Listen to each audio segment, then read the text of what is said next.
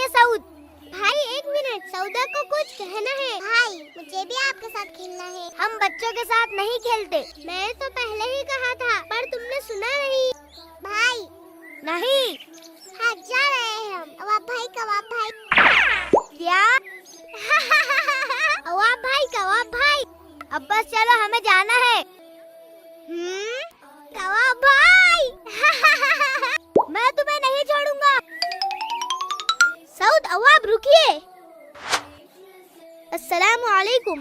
वालेकुम अस्सलाम। क्या चल रहा है ये सब?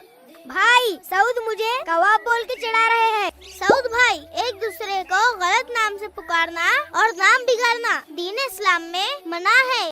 भाई ये मुझे पता नहीं था। हमेशा एक दूसरे को उन्हीं के नाम से पुकारे। जी साद भाई, मुझसे गलती हो गई, मुझे माफ कर दीजिए अवाब भाई। पूरा एपिसोड देखिए किड्स मैसेज पर।